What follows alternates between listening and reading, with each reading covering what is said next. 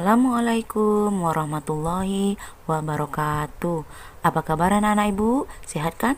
Alhamdulillah. Nah, hari ini kita lanjutkan lagi pelajaran kita. Agar yang ibu sampaikan dapat kamu pahami dengan mudah, terlebih dahulu kita berdoa sebelum belajar. Ayo tadahkan tangannya. Bismillahirrahmanirrahim. Rabbi zidni ilma warzuqni fahma wa amalan sholiha. Amin. Pelajaran hari ini kita lanjutkan ya anak-anak ibu.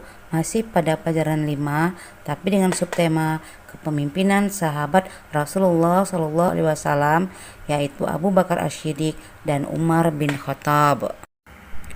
Kepemimpinan Abu Bakar As-Siddiq. Abu Bakar As-Siddiq merupakan khalifah pertama setelah Nabi Muhammad SAW wafat. Beliau dilahirkan pada tahun 571 Masehi. Nama lengkap beliau adalah Abdullah bin Abi Quhafa At-Taimi.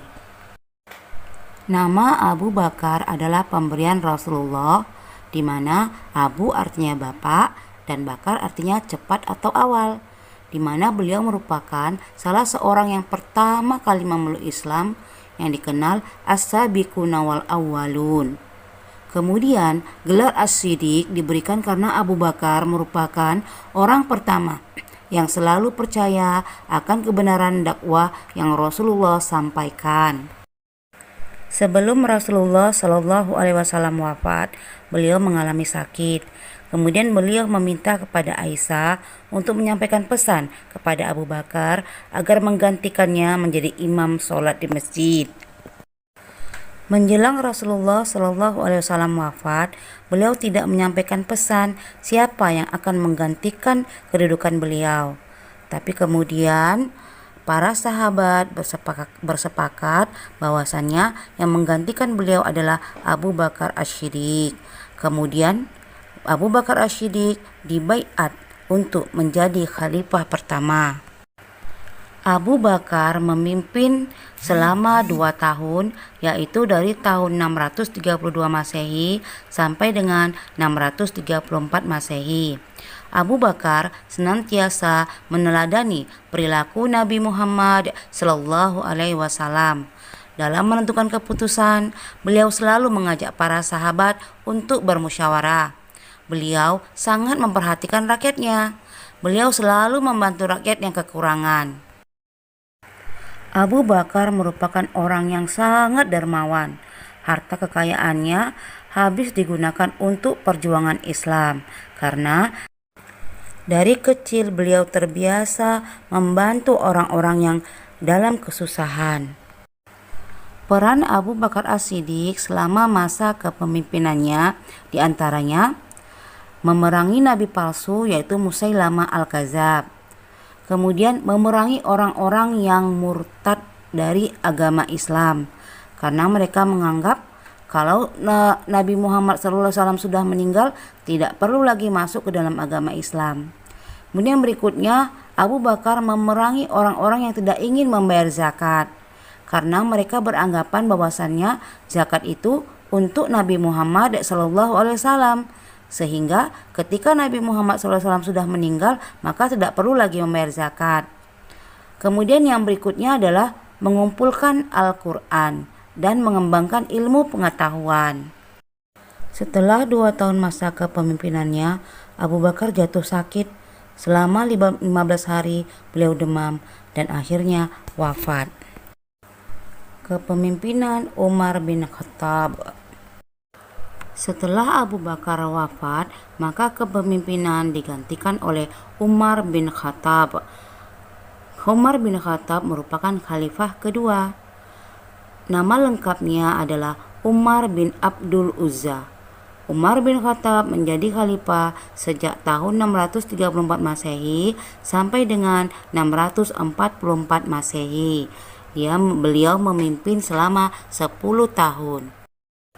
Umar bin Khattab adalah seorang yang pemberani, jujur, adil, tegas, bijaksana, dan bertanggung jawab terhadap rakyatnya. Beliau juga seorang pemimpin yang hidup sederhana dan suka bermusyawarah.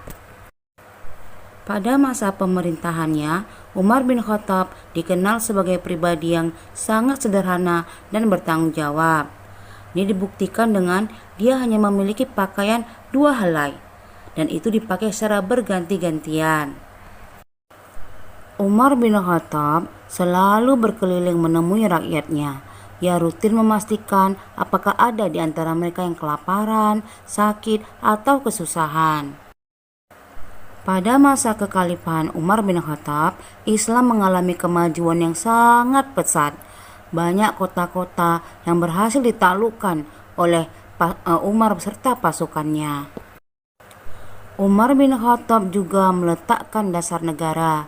Ia mengesahkan ketentaraan, kepolisian, pekerjaan umum, hingga sistem kehakiman. Umar bin Khattab juga mendirikan Baitul Mal dan juga mencetak uang negara. Dan salah satu peninggalan Umar bin Khattab yang abadi yakni sistem kalender Islam atau Almanak Hijriah. Sistem ini mengawali tahun di tanggal 1 Muharram, mulai dihitung saat peristiwa hijrah Nabi Muhammad SAW dari Mekah ke Madinah. Kejayaan Islam di bawah pimpinan Umar bin Khattab membuat banyak musuh yang marah dan dendam.